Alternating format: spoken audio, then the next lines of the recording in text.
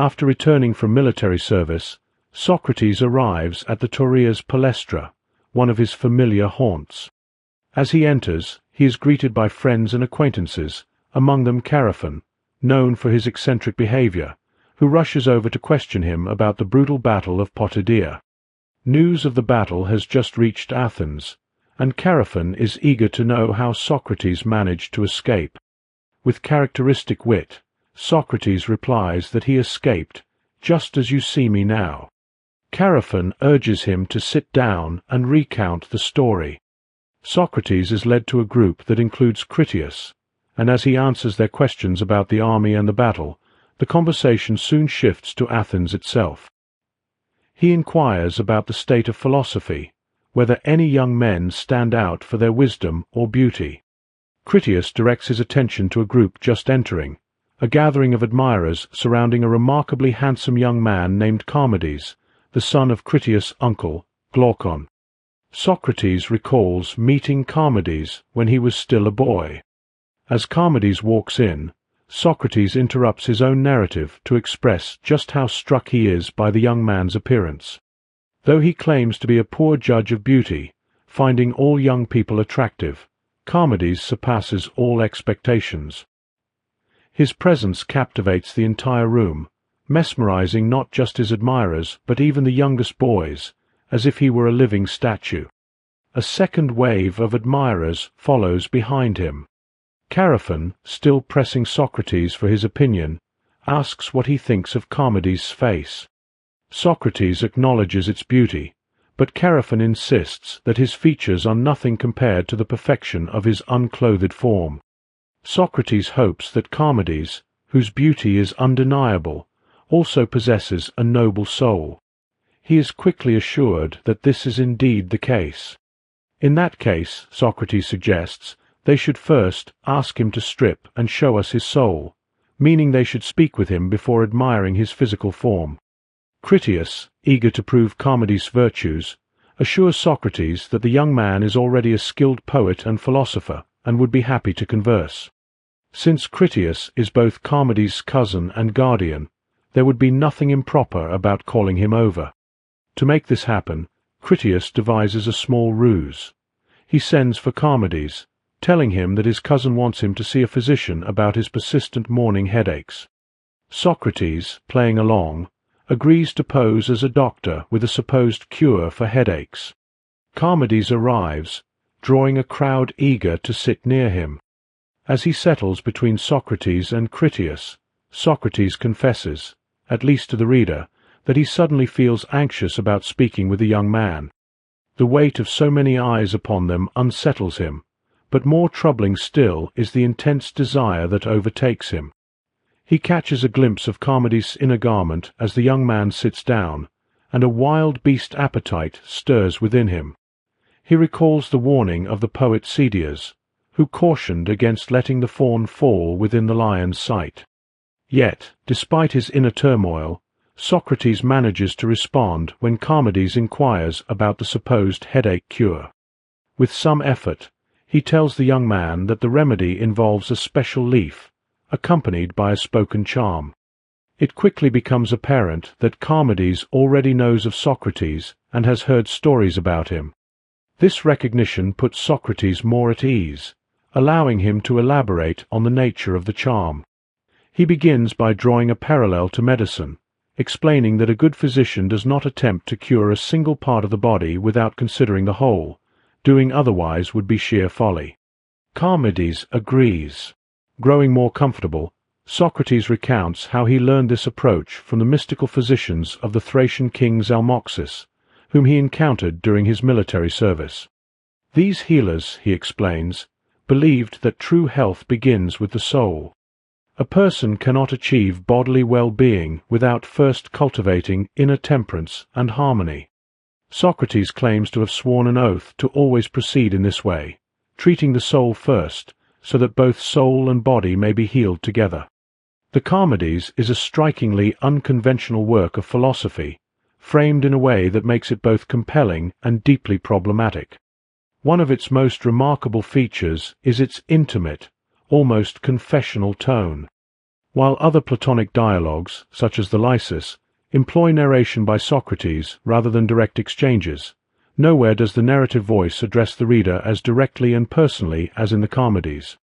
Twice in the opening section, Socrates even calls the reader "my friend," as if he were recounting this tale not only to his companions at the Palestra, where the story unfolds, but also to us, in the privacy of our own homes. This stylistic choice invites an alternative reading. Perhaps Plato himself is the friend, dutifully transcribing Socrates' words, including the direct address itself. Notably, both instances where Socrates turns to the reader occur as he confesses his overwhelming attraction to Charmides. In one moment, he candidly recounts his embarrassment at being consumed by desire upon catching a glimpse beneath the young man's garment. The Charmides is suffused with intimacy, both in its narrative voice and in the scenes it describes. Socrates speaks of escaping a brutal battle in which many acquaintances perished, of his clever maneuvering, through his headache ruse and friendship with Critias, to gain access to Charmides, and of his own wild beast appetite upon seeing him. The interplay of storytelling, seduction, and philosophy raises an unavoidable question. Is this really philosophy? The answer, paradoxically, is yes.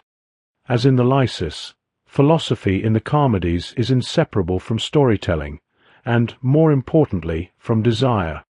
Many scholars overlook this interplay, dismissing the dialogue as a weaker, less sophisticated example of early Platonic thought. Edith Hamilton and Huntington Cairns, in their introduction to the Charmides, go so far as to call its argumentation inferior to that of the Lysis and Laches, and largely regard it as a showcase of ignorance and dialectical failure. However, reading the Charmides solely through the lens of logical rigor misses its unique contribution to Plato's corpus. The dialogue does not merely advance philosophical arguments. It immerses us in the vibrant social world of classical Greece, where the pursuit of wisdom is entangled with the pursuit of beauty, love, and even mysticism. Socrates is not just a lover of wisdom, but also a lover of the arts, of human folly, and, quite explicitly, of youthful beauty.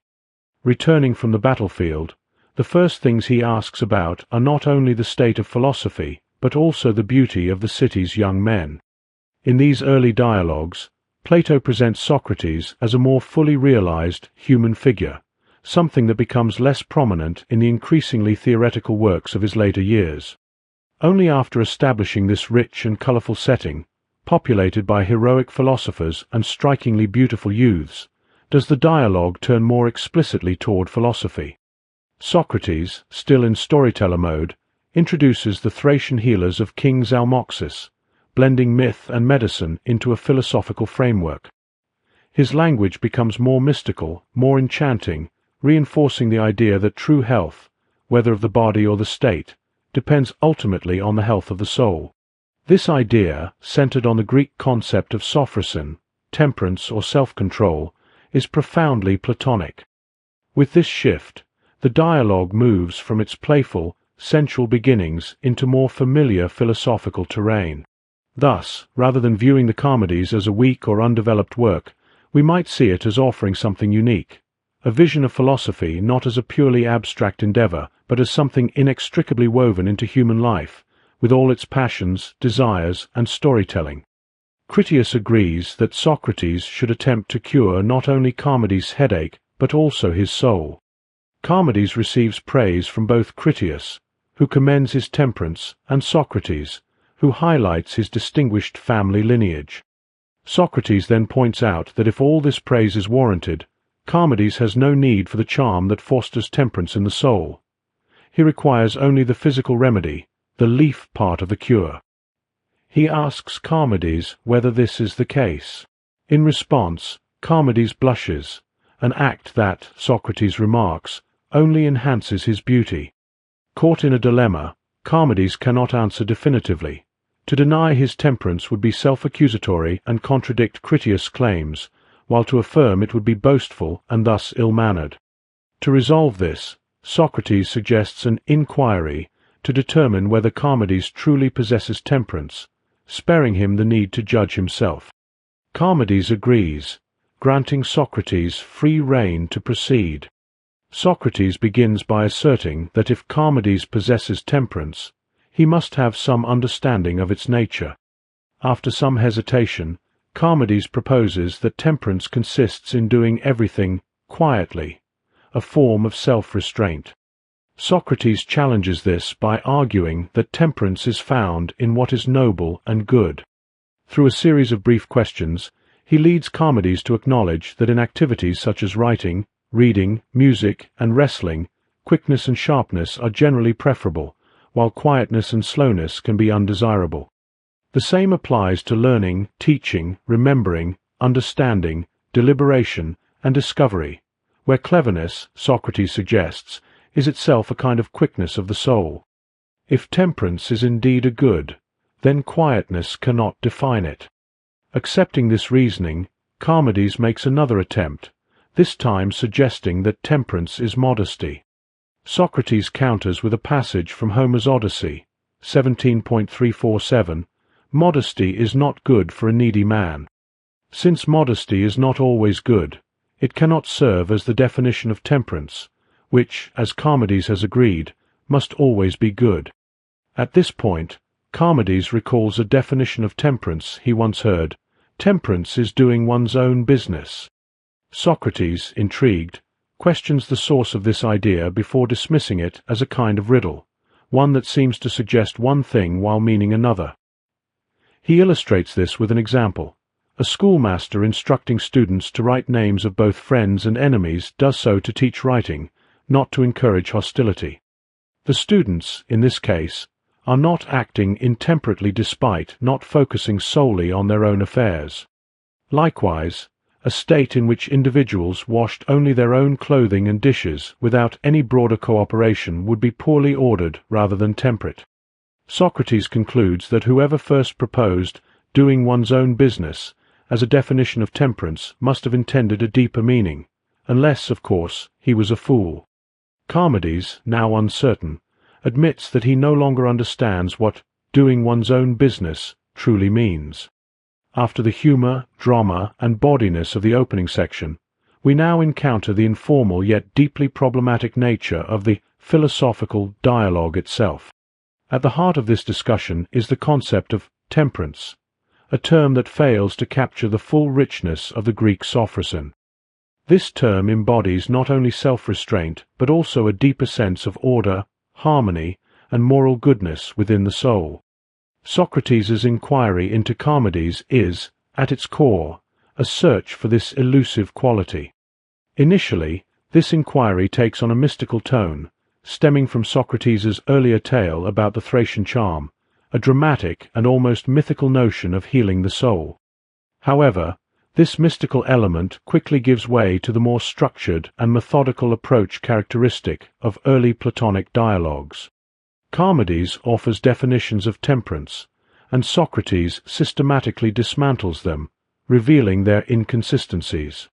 Yet, the underlying theme remains significant.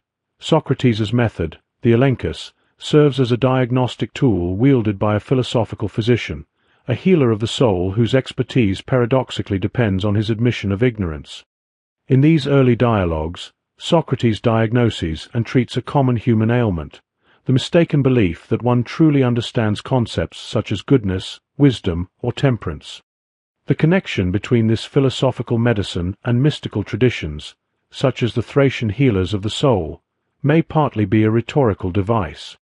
Socrates, keen to maintain Charmides' engagement, plays on the young man's fascination with mystical wisdom.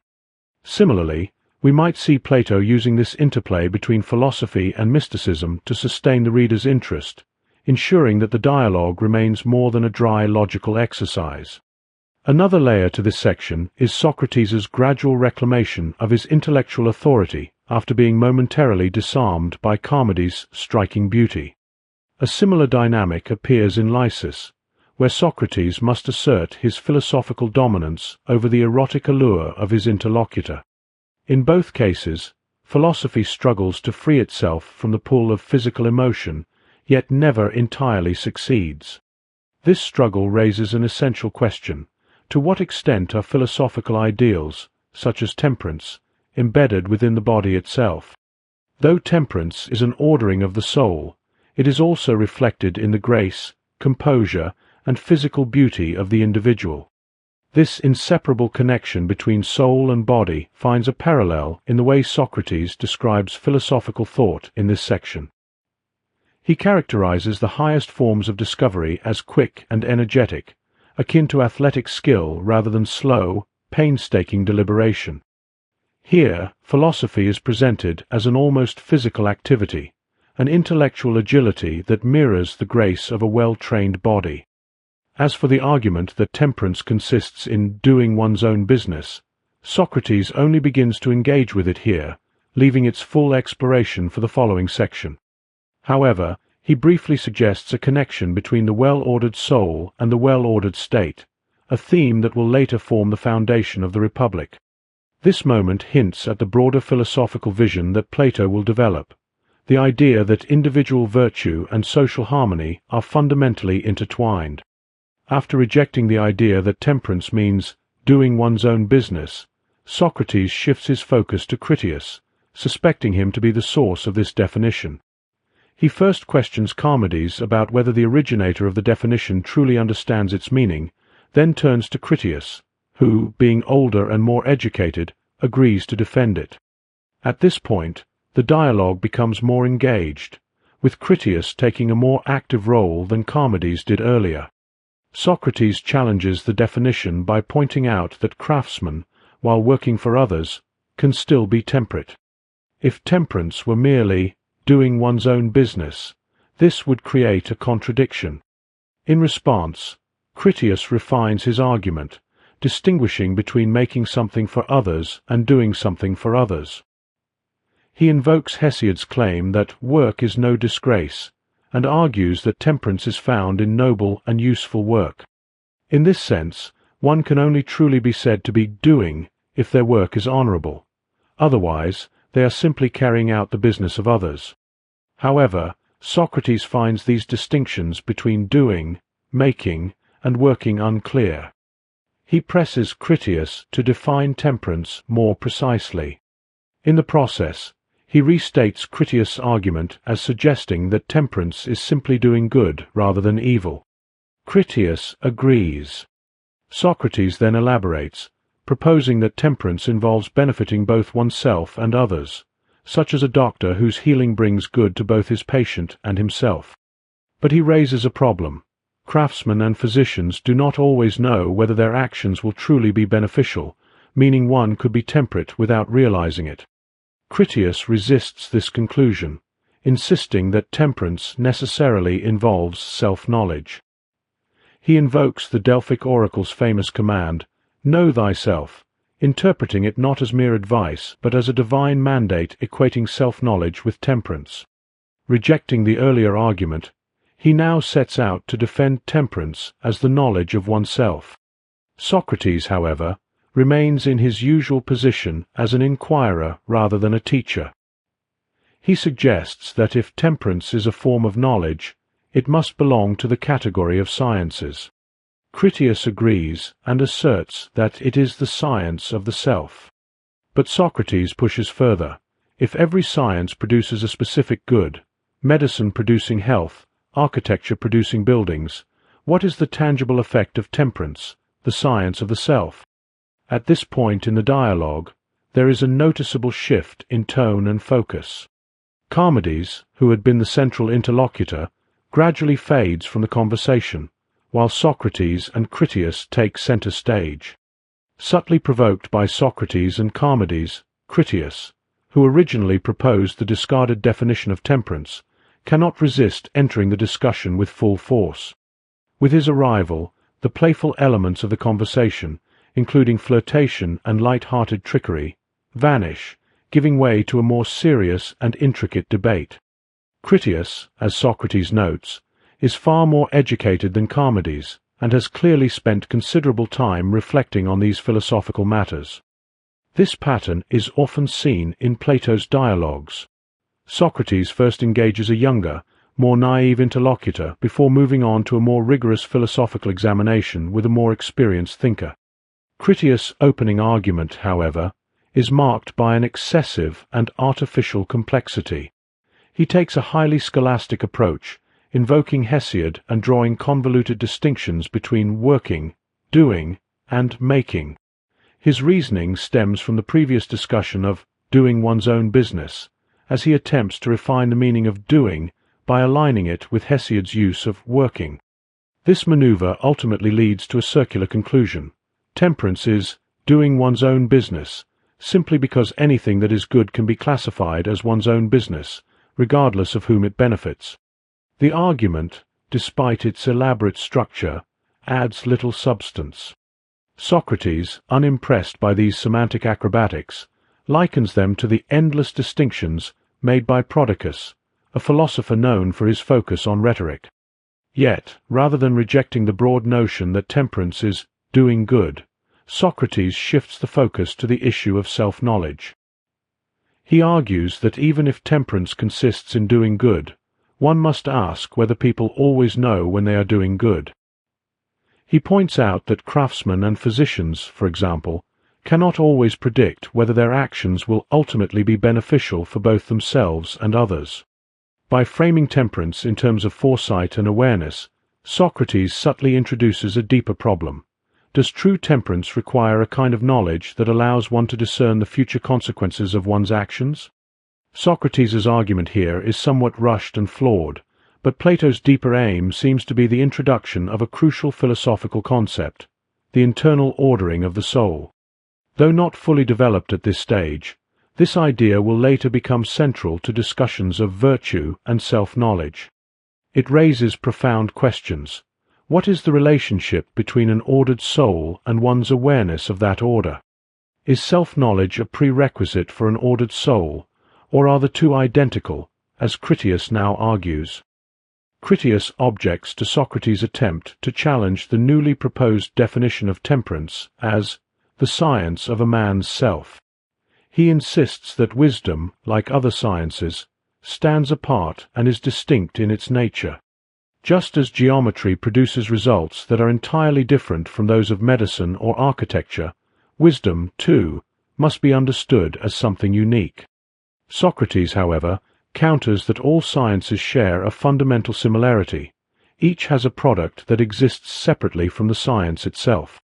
If wisdom is indeed a science, then what is its product? Critias resists this line of reasoning, arguing that wisdom is unlike the other sciences precisely because it is both the science of itself and the science of all other sciences. He accuses Socrates of seeking to refute him rather than engaging in genuine argument. In response, Socrates openly admits that his goal is to challenge Critias' position, but only because he himself does not claim to have a definitive answer. His questioning, he explains, is no different from the way he examines his own beliefs. How can you think that I have any other motive in refuting you but what I should have in examining into myself? Critias concedes this point, but remains firm in his assertion that wisdom is unique in being the science of itself and of all other sciences. Socrates then pushes the idea further, proposing that if wisdom is the science of science, then it must also be the science of the absence of science. A truly temperate person, he argues, must not only know what he knows, but also recognize what he does not know. Furthermore, he must be able to discern the knowledge and ignorance of others. If this is the case, then this ability, self-awareness and the awareness of others' knowledge, must be what constitutes true temperance. Critias accepts this reasoning, and the conversation moves to the next stage. Socrates now raises a crucial question. Is such knowledge even possible? And if it is possible, is it useful? Upon closer examination, the very idea of a science that knows both itself and all other sciences begins to appear absurd. There is no form of vision that sees all other forms of vision as well as vision that cannot see, no kind of desire that desires both itself and all other desires, no sense perception that perceives all perceptions and non-perceptions. If wisdom functions as a science of all knowledge and ignorance, then it lacks a specific subject matter.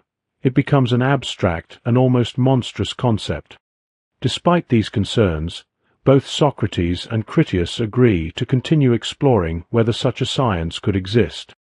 Socrates then takes another approach. He argues that just as it is in the nature of something greater to be greater than something lesser, a science must be a science of something specific. However, if something were both greater than something else and greater than itself, it would paradoxically be both greater and lesser at the same time. Similarly, if something were the double of itself, it would simultaneously be both double and half. This raises an unsettling problem. Can anything truly be defined by self-relation alone? There are some possible exceptions, such as the power of heat to burn or the power of self-motion, but Socrates remains uncertain whether these examples prove the existence of a science that knows itself. In the end, he admits that the concept of a science of science is beyond his ability to verify. But even if such a science were proven to exist, he remains unconvinced that it is the same as wisdom or temperance, or that it would have any real benefit for human beings. Unlike the passive figures who often yield to Socrates' questioning with brief, hesitant responses, Critias argues forcefully for his own views. His engagement in the discussion foreshadows later formidable figures like Gorgias, but in some ways he surpasses them. At times, it even seems as though Plato has invested some of his own philosophical concerns in Critias, rather than speaking solely through Socrates, as he typically does. This shift in the dialogue creates a palpable tension, which eventually erupts into a significant turning point in the method of Socratic refutation, elenchus. Twice, Critias objects that Socrates is not genuinely engaging with him, but is merely trying to refute him. The second time this challenge is raised, the conversation comes to an abrupt halt, and Socrates, with visible frustration, responds, "And what if I am just refuting you?" Here, Socrates makes a profound claim. True philosophical debate is not about defending personal opinions, nor is it a contest of egos. Rather, it is about the pursuit of truth through the mutual dismantling of false knowledge, knowledge that people only think they possess. This assertion of philosophical disinterest, a commitment to refutation without personal bias, gains complexity when considered alongside the earlier parts of the dialogue. At the beginning, Socrates had been deeply anxious about engaging with Charmides, revealing emotions and personal stakes that seem at odds with his later claim of detachment. This apparent contradiction is likely intentional on Plato's part. It suggests a deeper distinction. Socrates, despite his initial hesitation, ultimately transcends personal desire in favor of pure philosophical inquiry. Where lust causes a loss of self through uncontrolled passion, philosophy demands a different, nobler loss of self, the surrender of ego in the pursuit of wisdom. This self-effacement in Socratic argument goes beyond humility. Socrates insists that in refuting Critias, he is also refuting himself. This notion of the elenchus as a kind of self-transformation leads directly into the profound discussion on temperance as the science of itself. The central question becomes, is there a form of knowledge that must both know itself and recognize its own absence? If wisdom is such a science, then it must also encompass all other sciences. The discussion thus expands from the relationship between self-knowledge and temperance to a broader inquiry into what self-knowledge truly means. Socrates' argument ultimately reflects a deeper formulation of the principle for which he is best known, not simply the Delphic command to know thyself, but the more unsettling realization, all I know is that I know nothing.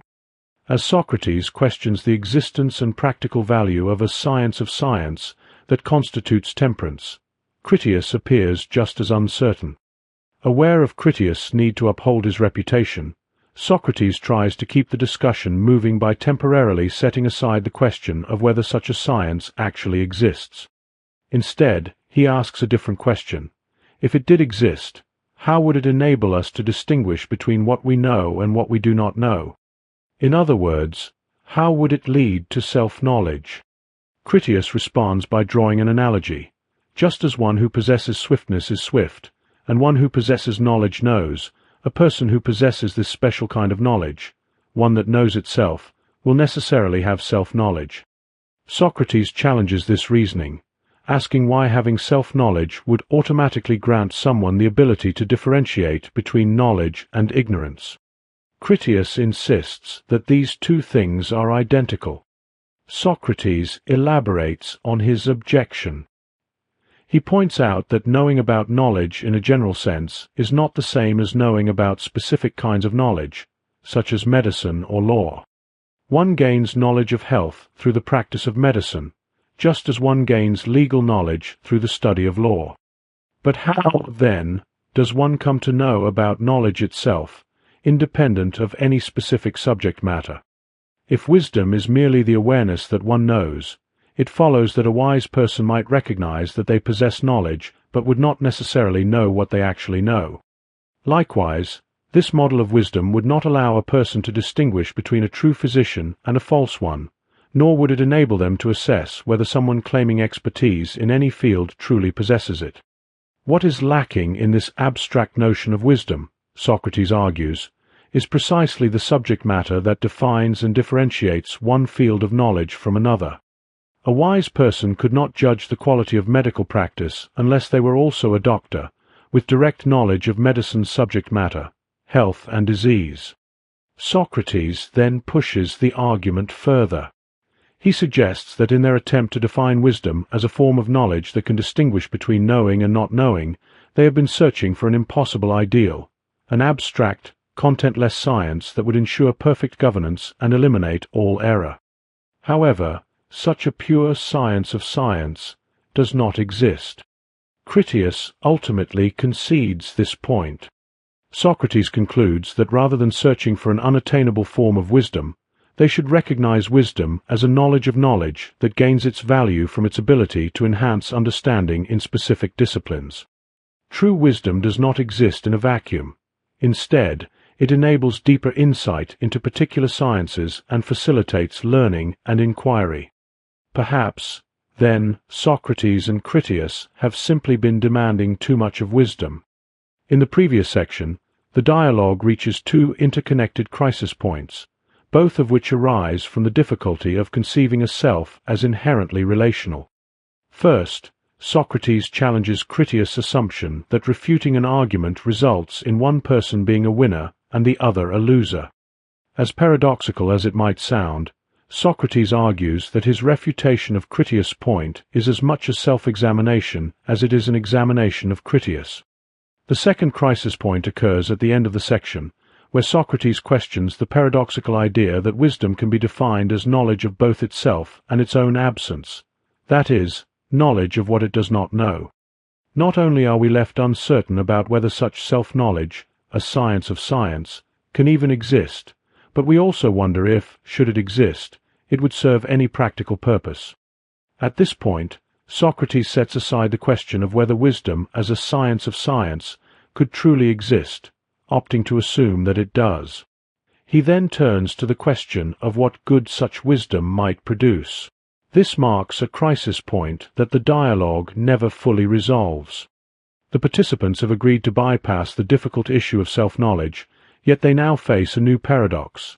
How could knowledge of knowledge have any concrete effect, given that it transcends all other specific sciences?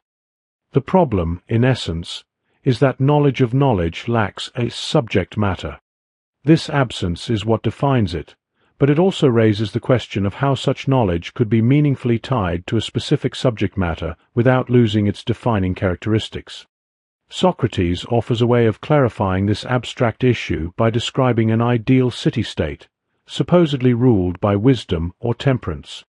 In this ideal state, every detail would be perfect, as the rulers, who possess knowledge of both knowledge and ignorance, would never act without understanding exactly what they were doing. Socrates uses the absurd perfection of this ideal state to suggest that the pure ideal of reflexive knowledge is just as unrealistic. The unreality of this ideal city-state underscores how deeply the knowledge of knowledge definition is rooted in unattainable idealism. While this example is illustrative and does not logically prove the impossibility of such knowledge, it highlights the difficulty. Interestingly, it is noteworthy that this ideal state, governed by wisdom, is used here to demonstrate the impossibility of knowledge, even though Plato will later write the Republic entirely based on that very idealized vision. In response to this challenge, Socrates offers a semi-viable solution to the divide between ideal self-knowledge and practical, beneficial knowledge. He suggests that wisdom, while defined by a kind of abstract knowledge about knowledge, manifests its effects in guiding practical inquiry. This seems intuitively plausible, even though the exact mechanism may not be entirely clear. Specifically, this model aligns well with the Socratic method itself, where the pursuit of concrete knowledge is steered by a set of meta-rules about how that pursuit should unfold, in Socrates' case, the elenchus. Critias acknowledges that perhaps they have been asking too much of wisdom. However, Socrates suggests that they may have been inquiring to no purpose altogether. Even the new, more practical definition of wisdom, one that facilitates practical knowledge through knowledge about knowledge, seems to lead to strange consequences. Socrates argues that even if wisdom were to oversee the allocation of tasks in the state, assigning people roles according to their practical knowledge and preventing them from engaging in areas where they are ignorant, the benefits might still be minimal. Critias is surprised by this, and Socrates admits that he is not entirely certain of his reasoning. It is merely a thought he feels compelled to express. Socrates then elaborates on this thought by describing a dream. He imagines a state in which wisdom has absolute sway over us, ensuring that everything, from health to the navy, is perfect since no one is doing what they are ignorant of. In this ideal scenario, even prophecy would fall under the domain of wisdom. Yet, despite this vision of complete control by knowledge, Socrates remains unconvinced that such circumstances would lead to true happiness. Critias disagrees, believing that happiness would indeed result from this situation. Socrates presses further, asking what this governing knowledge is actually of, proposing several practical domains like shoemaking, which Critias rejects. Socrates then questions who could possibly be happy without the functioning of practical knowledge. Even if someone possessed all-encompassing knowledge, knowing the past, present, and future, and excelling in everything from dice games to health, what kind of knowledge would actually bring him happiness? Critias responds that it would be the knowledge that enables one to distinguish between good and evil. Socrates objects, suggesting that, instead of looking for a definition of wisdom or temperance, the science of science, they should have been searching for a more specific science, such as the science of good, or the science of human advantage. Socrates acknowledges that this science of advantage appears necessary for all other sciences, even though it is no longer the all-encompassing science of sciences that had been proposed earlier. Critias contends that the science of advantage and the science of science are nearly identical, since wisdom would govern both and ensure that everything is beneficial. Socrates, however, insists that pure wisdom, the knowledge of knowledge itself, cannot provide anything specific. Medicine, not wisdom, gives us health, and the science of advantage, not wisdom itself, gives us benefit. Critias ultimately concedes this point. At this point, Socrates concludes that the entire inquiry has been fruitless. He and Critias have made several concessions that were never properly proven, primarily the idea that there is such a thing as a science of science, and that it is not entirely irrational to claim that a person can know what they do not know. Despite these concessions, the argument still fails, particularly because there is no clear evidence that wisdom offers any tangible, practical benefit. Nevertheless, Socrates maintains that no discussion is ever truly a waste of time. However, he feels sympathy for Charmides, lamenting that it seems the beautiful youth's temperance of soul will yield no practical advantage. Specifically, Socrates regrets that the Thracian charm intended to produce temperance seems to have no real effect. Socrates admits that he may simply be a poor inquirer, and assures Charmides that wisdom or temperance is indeed a great good. Charmides, however, responds that he cannot determine whether he possesses temperance, since even two wise men like Socrates and Critias cannot define it. Despite this, Charmides expresses his willingness to be charmed by Socrates every day until the matter is resolved. Critias supports this decision, and Charmides becomes Socrates' pupil, following him and never abandoning him. At the beginning of this section, Socrates expresses his doubt that any real benefit would come from temperance, knowledge of knowledge, governing the state. Yet, he doesn't use any adjusted or less idealistic version of temperance. This means he's essentially repeating his earlier point about the seeming impossibility of a perfect state ruled by self-knowledge. The transition is unclear, leaving the argument adrift in confusion.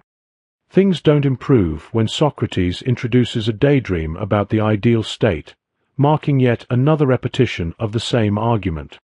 The first new concept to emerge is happiness.